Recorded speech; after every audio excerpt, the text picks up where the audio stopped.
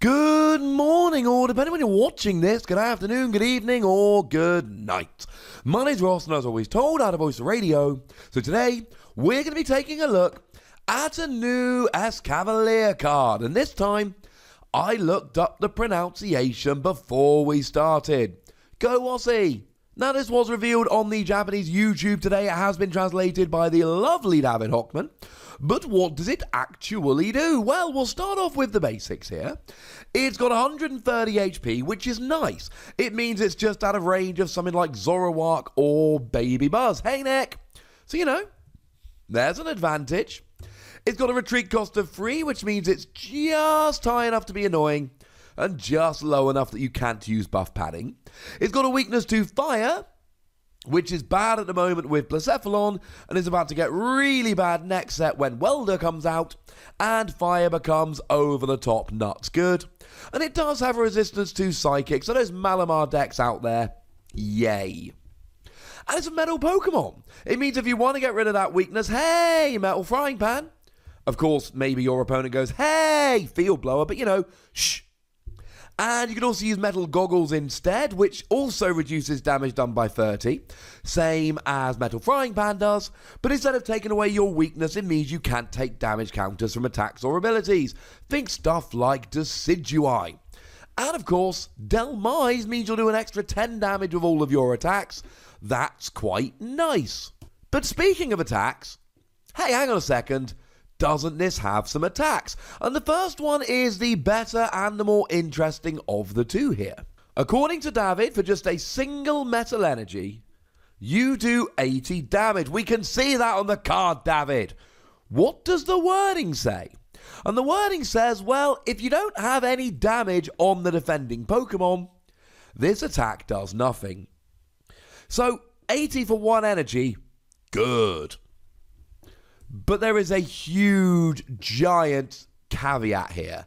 And that is that if there's no damage on the defending Pokemon, this actually does nothing. This is a very, very bad thing. So look, we've got plenty of ways to get the damage on, and we've got a bunch of things to look at here, but let's start with that. Obviously, you could go stuff like Frogadier here, which would work. But the better option here is just Giratina. When it's in your discard pile, you can put it straight onto your bench and put 1 damage counter on each of 2 of your opponent's benched Pokemon. Won't help with the active Pokemon, incidentally, which is a bit of a pain. And you can still use something like Frogadier. Heck, you could use the aforementioned Decidueye. There's plenty of ways to drop damage counters round. Maybe you use something like a Tapu Koko in the early game. Just put 20 damage on each of your opponent's Pokemon with a Flying Flip. These are options. They are out there. Or maybe even you just use my boy Registeel. I love me some Registeel. You do 30 damage for 1 energy and attach a metal energy from your discard pile to one of your bench Pokemon. So you can just sit there with Registeel, maybe even work up to the second attack. We'll get to that in a moment. It's not much better, to be honest. Well, it's a worse attack, but it's not even much better damage.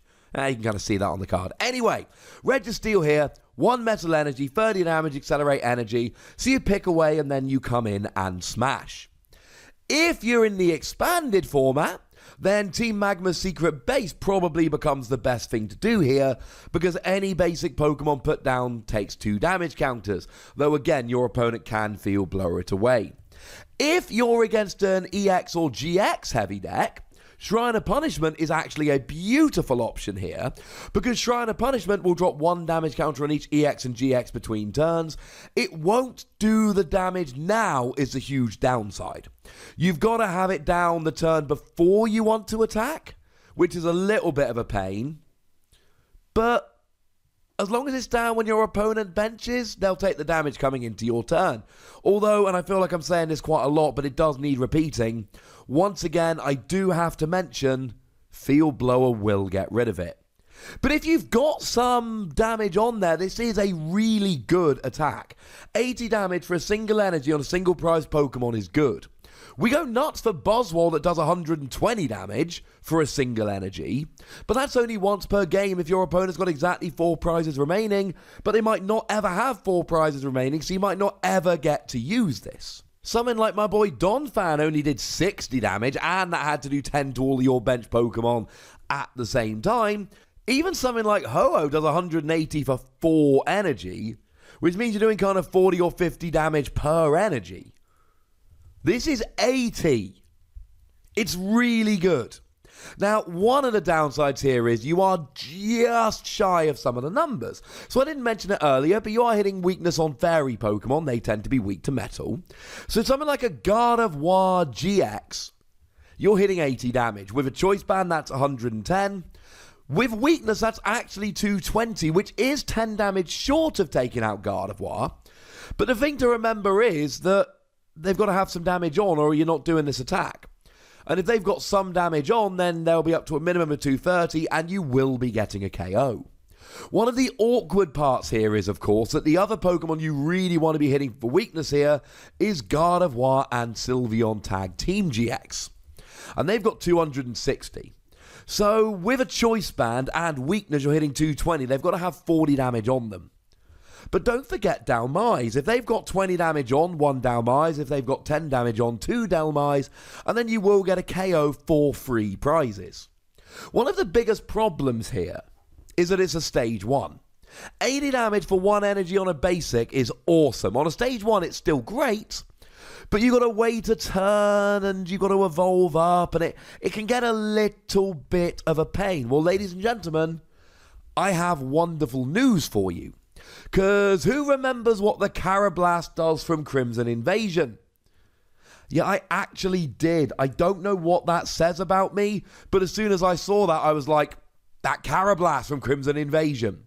Because it's got the ability, once during your turn, you may discard a Shelmet from your hand. If you do, search your deck for a card that evolves from this Pokemon and put it onto this Pokemon to evolve it. Then shuffle your deck. So you don't have to worry too much here. You can just rock and get it out far easier using Carablast, and that does give you a lot more consistency. Although while we're here, right, where's the new Excelgor? We're definitely getting a new Excelgor. I am 100% certain we're getting a new Excelgor because we have never had an Escavalier without an Excelgor or an Excelgor without an Escavalier. Seriously, every time they've ever been released, they have been released as a pair. So we know there's a new Excelgor in this set. Why would they do a video revealing the new Escavalier and not reveal the new Excelgor? That makes no sense to me. There's definitely an Excelgor in this set. Obviously, when it comes out, I'll show you. As for the second attack, I'm going to be honest, the second attack is really not good at all. 1 metal, 2 colorless energy, 90 damage. Yeah, you can use double colorless energy. Yeah, you can use Solgaleo Prism Star. Yeah, you can use Magnezone. But none of those are particularly good options. You're adding 2 energy and you're adding 10 damage. That's not good or inspiring or fun or exciting or brilliant. No, it's just bad. Now, I suppose with a Choice Band, you do get a 1-hit KO on a Gardevoir. And with a single Dhelmise and a Choice Band, you do get a 1-hit KO on Gardevoir and Sylveon. So that extra 10 damage does make a difference in terms of hitting the numbers, but it also makes a difference in terms of being really awkward to use. No.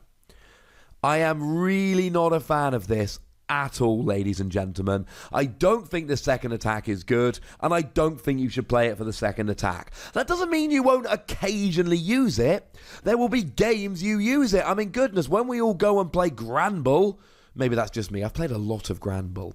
When you all go and play Granbull, you occasionally use the second attack. It does happen. There are games that you can't empty your hand, or turns where you can't empty your hand, but you have got free energy on, so you do 110. Even though you're doing 50 less damage for 2 more energy. It happens, and there will be turns where you do this with Escavalier. But let's make no mistake about it. It is a oh kind of thing rather than a yay kind of thing.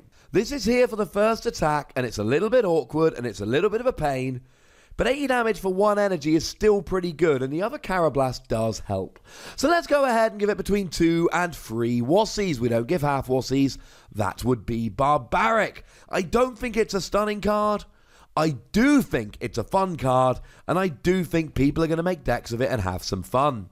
But I would like to know what you think, so please do let me know in the comment section. Go nuts! But please do remember the rule, ladies and gentlemen. Be nice, would ya? And then make sure you like this video, subscribe to this channel, follow me on Twitter at the Wassie, and Twitch for some live action at twitch.tv/PTCGRadio.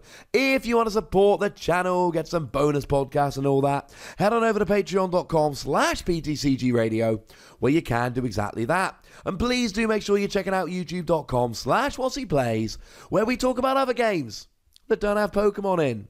But by far the most important thing, as always, look after yourselves until next time. Thank you very much for watching. My name is Ross, and you've been watching PTCG Radio.